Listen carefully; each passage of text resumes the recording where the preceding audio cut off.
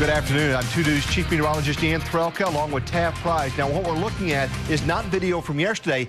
This is today. This is round 2, and you're looking at video from the Oklahoma City area. We've got another large tornado south and southwest, and that, if you look at that picture off to the left, is a massive storm system now moving out of southern Oklahoma County into southwestern sections of Lincoln County. That's Oklahoma County. That's Lincoln County right there. So there are those storms working their way east sides of Oklahoma City, southeast sides, and working their way up the turnpike. But as you can see, that is a massive storm system that's been on the ground now for at least 45 minutes. And we're hearing reports now of extensive damage in the Oklahoma City area as that storm system made its way through that area. It's caused a tremendous amount of damage. In fact, we're looking at that damage now. What's your location and what can you see?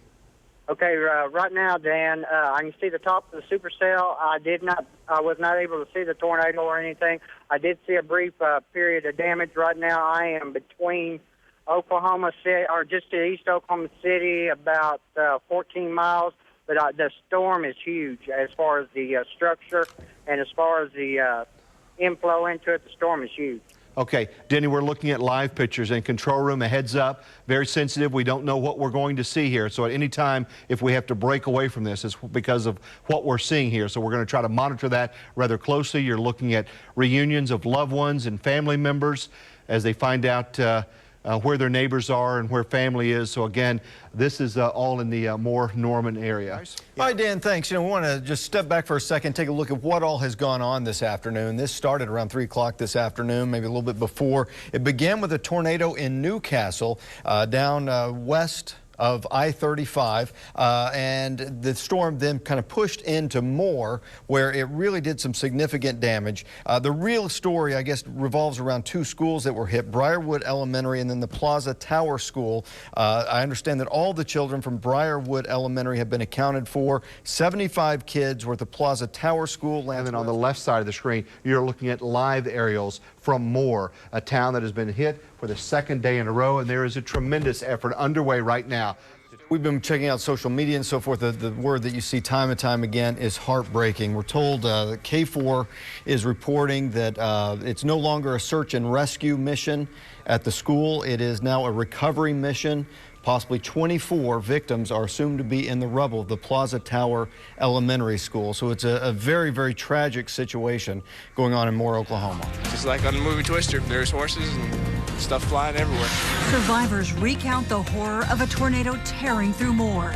Pilots watch from above in awe of what they see. This thing is on the ground, grinding, ripping everything up. Winds as high as 200 miles an hour, destroying homes, schools, and businesses. Dozens killed, and the search and rescue turns into a recovery mission. This is, without question, the most horrific. Horrific may be the best way to describe the violent day in Oklahoma. This massive tornado ripped through Oklahoma City Metro around 3 o'clock. There is extensive damage all the way from Newcastle to Moore. 2 News teams are there now as rescue efforts continue. First, there are still storms here in eastern Oklahoma. Let's get an update now from Chief Meteorologist Dan Threlka. Dan. Numerous tornadoes. The strongest one was the one in around Newcastle. Our storm chaser Alan Wright was in that one, and that storm tracked its way in through parts of Moore. And that storm actually produced tornado warnings across parts of Lincoln County up into Creek County. Now, notice what's going on. That's a live view of Viper 2. You can see we have some storms that are developing now west of Grove and active severe thunderstorms across parts of southern and southeastern Oklahoma. These storms are from Miami. They extend all the way down towards Veneta. These are newly formed storms that are racing up to the east-northeast. There's a chance that these storms, too, could become tornadic, and we had tornado warnings across parts of eastern Oklahoma up until 15 minutes ago. Those storms are moving into western Arkansas, and guys, look down to our south and southeast. That's brand new severe thunderstorms near Tusca. Those will be tracking up towards Atoka, eventually towards Clayton and back towards Tallahena. This area is very, very ripe. They haven't had as much severe weather in southeast Oklahoma. High winds, lightning, very heavy rainfall. And guys, to kind of give you an idea, they extended the tornado watch for eastern and southeastern Oklahoma until 3 o'clock in the morning. This thing is not over yet. We'll watch it closely. We'll talk about the forecast. That's all coming up in minutes.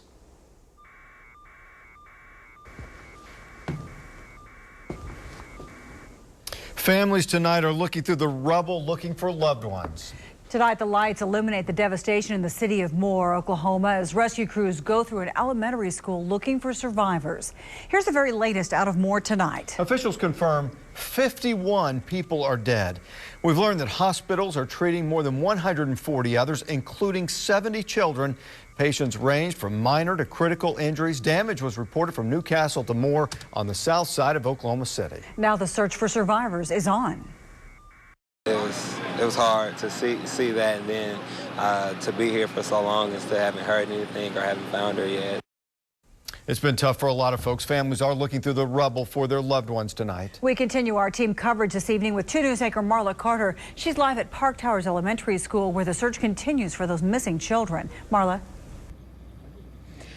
Yes, Russ and Karen, right around this area are neighborhoods, and for miles and miles, all you see is complete devastation. Homes, buildings completely leveled, neighborhoods wiped out. In fact, this piece of siding was wrapped around a tree. This area is just entirely littered with debris. And of course, now that it's dark and this area is without power, it's in complete darkness. The only area that is lit is the area where they continue to search for those missing children. Crews, search teams from all over the area and across the state arrived this afternoon, hundreds of them, some providing food, others providing assistance and helping out in any way that they could to help find those missing children. We did talk to a father who arrived here around 3:30 this afternoon looking for his missing 9-year-old daughter, and last we heard, she is still missing. I know she's going to be all right. God's going to keep her safe. If she's in there or wherever she's at, God's going to keep her safe and bring her home to me. And of course, prayer is just what he's turning to tonight and asking for from everyone. Reporting live from Moore, Oklahoma, Marla Carter, 2 News works for you. Thank you, Marla. Now, as she just mentioned, it's really all across Moore. There's devastation. People still searching for their neighbors and family members. Yeah, many Oklahomans can go for years without seeing a tornado like this, and really, it's nothing that you can anticipate. Living in Oklahoma and being in the military, they prepare us for it. But I mean, you never expect it to happen, and when it does happen, there's no preparing for it. The best you can. That's about all you can do. 2 News reporter Dan Perlman is also live in Moore tonight. And Dan, you were one of the first ones there. I know it took you a long time to actually get into the damaged area. Once you got in, what have you seen? Yeah, you know, it did take a long time to get in. Just a lot of traffic backed up leading up to this area. Right now we are standing in front of the Plaza Towers Elementary School, which is very hard to see behind me. But the one thing that we have seen over and over out here is neighbors coming to help other neighbors. And right now I'm joined by 3 of them. First off, Kim Haskin. Yes. You are a nurse. Why did you want to come out here today? Just watching the news, seeing all the devastation, I knew that they could use help and any hands that could be available to come out and help. And what have you done so far? I've been over at the Warren Theater. We've just helped triage minor injuries from hospital overflow. These 2 have helped deliver supplies, set up equipment, really just anything we're told to do. We're just ready with hands to go. All right, and we're also here with Russell and Rebecca Terrell. You guys live about 8 miles away, you were just telling me, and you guys rushed in here once you saw the news also. Why did you come in here, and what have you guys seen so far? We just came because we figured that they needed help, and I went to the Warren Theater and helped set up lights at the theater and the hospital. So. And what have you done, Rebecca? I've been in the Warren Theater helping people that need water or food or anything like that to use the restroom. Just anybody that needs help. Now, I know you guys have all 3 of you sort of seen a lot of this damage up close, a lot of the injuries up close. Can you describe what you guys have seen in the process of doing this? There's really just not a whole lot of words to describe it. Total devastation everywhere. And you're from Moore. I know you said your house is okay. Yes.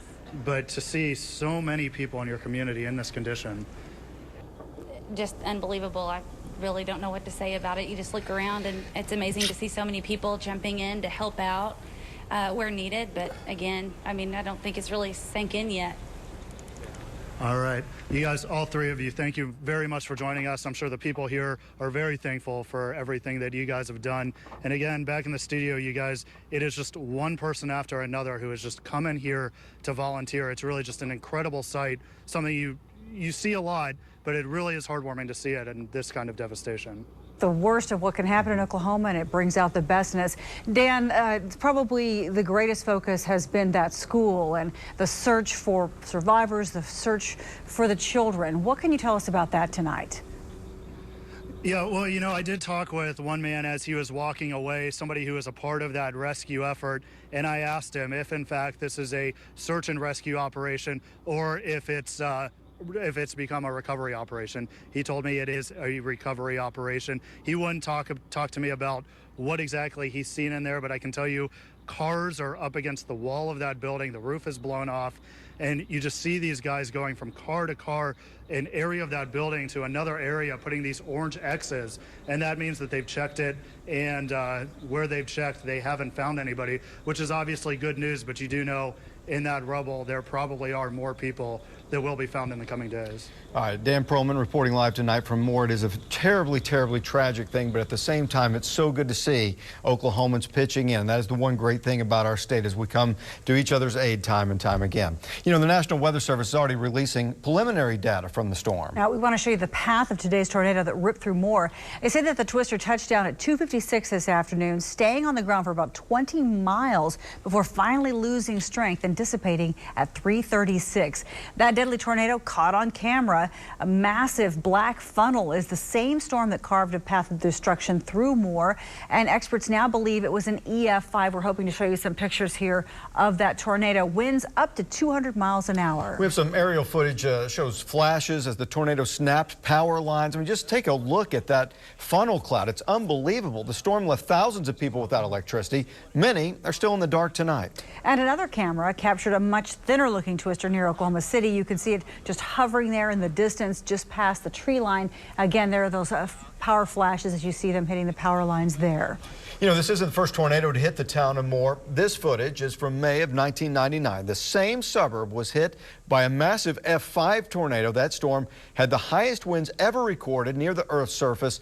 44 people were killed that day and hundreds more of homes were destroyed. Now, the Warren Theater was only one of a number of businesses that were hit by the tornado. A Channel 2 employee, Mike Carter, was in that movie theater when the storm hit. He says that they stopped the movie just before 3 p.m., took everybody in the hallway, and then just a few minutes later the storm hit. That movie theater did suffer some damage, but the good news is that everyone in that theater is okay. Mike Carter joins us now on the phone to tell us more about that experience. Mike, take us through what happened there today. What happened to you this afternoon? Well, Russ, I was catching a 2:30 showing at the Warren Theater. We got about 10 minutes in the show, and we got a storm shield alert. My phone, in about 10 minutes, it came in and got us into the hallway. At that time, there wasn't much. We couldn't really check the storm or find out what was going on. The lights went out, and when somebody yelled, "Get down," everybody got quiet, got down, and we just felt like a breeze against, like the theater it felt built that we barely felt it. And once they gave us the all clear, you know, we didn't really experience that much. We thought we were going to go back and finish our movie, but we checked outside, and the medical center just to the south of us and the bank was completely destroyed. We tried to get out some texts to our loved ones. We went and tried to medical center. Fortunately, most got out. They were safe in the cafeteria, and then they escorted them to the theater after that. Now, Mike, when you first stepped outside, what was your thought? I seriously still have a concession stand for soda and popcorn. I walked out there and sat it down and just said to myself, "Mother of God," I did not feel that. It's completely beyond my imagination. You know, you mentioned how well that theater must have been built for you to barely even feel it. I mean, that has to be such a strange feeling, realizing that you were right in the middle of one of the biggest tornadoes perhaps to hit Oklahoma, and yet you didn't even really know it. Yeah, we had no clue where, the cell service went out, the lights went out, and we were just there. We cannot count our blessings enough. Lucky we were that we were inside the theater. Well, we're very glad that you are doing well tonight. Thank you for sharing your pictures with us, Mike. We appreciate that. Glad that you and so many others are safe tonight. We're certainly thinking of those who are not. Yeah, no doubt about it. And just such a dichotomy for him to barely even feel it, and yet such a massive and powerful storm. Doing our team coverage of the breaking news out of Moore this morning, where a desperate search is on right now for any survivors after that massive tornado. 2 News anchor Justin Wilfont, he joins us live now with the latest on the storm devastation. Clouds continue to brew here in Moore. You can see them there back behind me, a very ominous sight in a town that has seen way too much of that over the past couple of days. Not good news for rescue crews who are still right now searching through all the rubble. And in fact, that's why they moved the media about a half-mile away from the rubble, because they said the noise we were making with all of our generators was making it difficult for them to hear the cries for help. So that shows you what a dire situation it still is here in Moore this morning. 2 News reporter Patty Santos joins me now. And Patty, you've talked to crews who have actually come to town here from all over to help out. That's right, including Tulsa. Now, as people look at the devastation on the videos and on the pictures, they really just want to come out and help. And for folks who are from this area, I want to give you a sense of where we are located. We are in the area of South 19th and Telephone Road, right outside the Dick's parking lot. This is where all the media has been staged out here. Moore Medical Center is about maybe half a mile away from our location. And take a look. This is the video. This is the scene that we saw as we were driving through this morning. We know that Tulsa EMSA officials are going to be sending 5 ambulances here to help with the devastation. They're also going to be sending medical supplies and vehicles. And I just got off the phone with Captain Stan May with the Tulsa Fire Department, and he tells me 35 members of his team will be here later this morning to help with the search and rescue efforts here. They tell me that they're going to actually be looking for people at the debris at the school site, and right now they're in a meeting. They're trying to get more information about exactly what they will be doing, but he tells me they have a canine. They have 4 canines that are coming here. They also have cameras, listening devices, and concrete cutting tools to help with this search here. They expect to be on scene for about 3 days, and they expect to be here for a long time. Right now, they have just planned on being here for 3 days. Now, the scene out here, live out here, is still very dark. When we were driving out, the power was still out, and when we were driving here, actually, we stopped at a gas station, and we were told that the water was also out, so people out here don't have any water supplies. And just to give you a sense of here, just how real things are out here. Justin. Still a terrible situation. Thank you, Patty. And those people who are being allowed to return to their homes this morning are finding complete devastation as well in many cases. And I'm Russ McCaskey. We're glad you're with us today. Oklahoma City Mayor Mick Cornett toured the damage earlier today. He called it the storm of storms. Let me show you the headline from the Daily Oklahoman today. You may have seen this already. Worse than May 3rd, a reference to the 1999 tornado that virtually took the same path. Undetermined if it's going to eventually be worse than 1999, but it is a major catastrophe here. Let's take a look at some of the video, and we can tell you, Karen and I, yesterday when we were anchoring the newscast, we watched it on the set. In person, it's even worse. Matt Lauer this morning on the Today Show said on a scale of 1 to 10, this is a 10. He's seen, of course, Katrina and Joplin, etc., and he is saying that this is as bad as anything he has seen. It's a major catastrophe. Today's all about getting a handle on the damage and trying to restore power, those kinds of things. Earlier at one of the many news conferences, State Insurance Commissioner John Doak talked about preventing Oklahomans from being taken advantage of. Our anti-fraud investigative team is going to be embedded in the community, is on site there. One of the things that we're going to send is a very strong message to anyone that is going to take advantage of an Oklahoman related to insurance fraud. Let me give you some highlights from the news conference today. We can tell you from that press conference that there are no reports of missing people. Everyone has been accounted for at this time, so that's good news.